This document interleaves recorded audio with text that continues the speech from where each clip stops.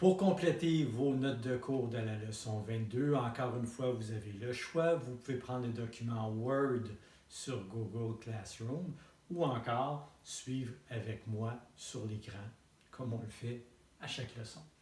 Pour la première partie de la leçon 22, évidemment, ce n'est pas complété parce que c'est un exercice que vous avez déjà fait. Vous avez déjà la réponse dans la vidéo 1 de la leçon 22. Alors, pour la première partie, c'est déjà complété dans votre cas. Pour le point 22.2, application d'engrais dans les serres, donc les grands points, on avait déjà vu ça dans la vidéo numéro 2. Avant de fertiliser, regrouper les plantes par grandes catégories, plantes à feuilles, plantes à fleurs, plantes à fruits, choisir le bon ratio, exemple 1, 2, 1. La bonne formule, exemple 15, 30, 15. Et la bonne concentration, exemple 300 ppm. Ensuite, point 3, évaluer le volume total de solution nécessaire, combien j'ai besoin de solution pour fertiliser ma serre au complet, ou évaluer le volume de concentré si j'utilise un appareil qui va diluer. Donc, j'ai besoin de préparer combien de concentré pour me donner la quantité de solution nécessaire pour fertiliser l'ensemble de ma serre. De toute façon, ces points-là vont être repris et précisés à la leçon 23. Quatrième point, faire le calcul pour déterminer la quantité d'engrais à peser.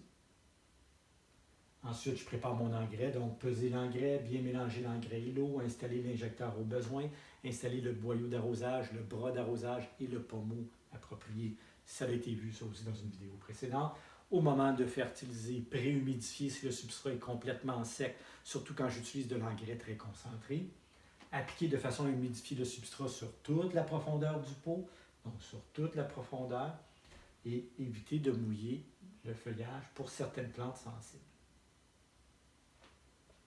S'il me reste de l'engrais, au numéro 12, identifier l'engrais restant et le conserver pour une prochaine application, une prochaine utilisation.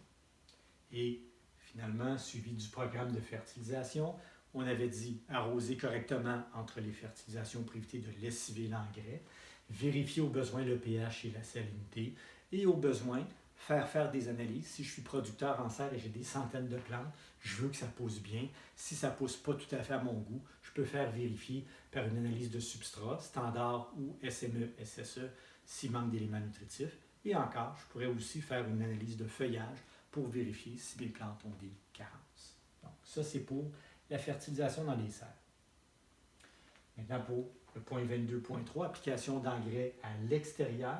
Avant de fertiliser, on avait dit qu'on va choisir si on veut travailler avec des engrais synthétiques ou naturels. Au point 2, on va identifier le type de plante qu'on a fertilisé. Ensuite, on va choisir le ratio et la formule. On va mesurer les surfaces de plate-bande. On va lire les recommandations du fabricant et on va évaluer si on doit les respecter ou encore choisir un dosage qui nous semble plus approprié.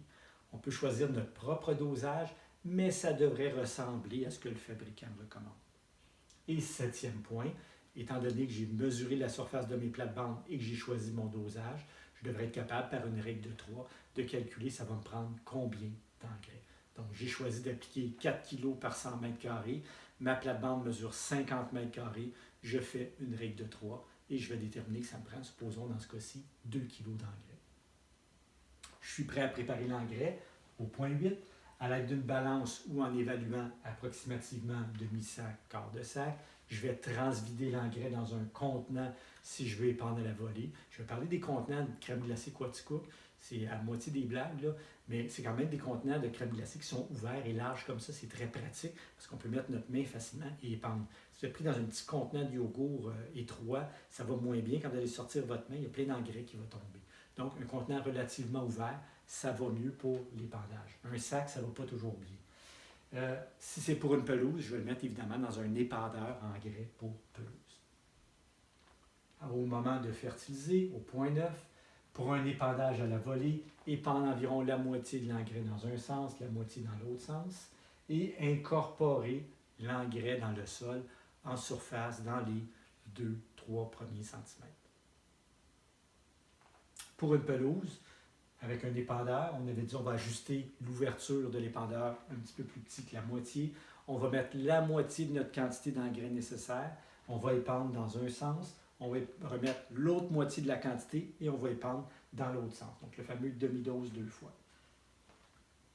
Et finalement, le point 10, 11 et 12, suivi du programme de fertilisation. Au point 10, on dit respecter les besoins des plantes et éviter de trop fertiliser. Donc, quand on prend la décision de ne pas respecter les recommandations du fabricant, on ne devrait pas mettre le triple de ce que le fabricant recommande. On peut mettre un petit peu plus, un petit peu moins au besoin, mais éviter de mettre trop d'engrais.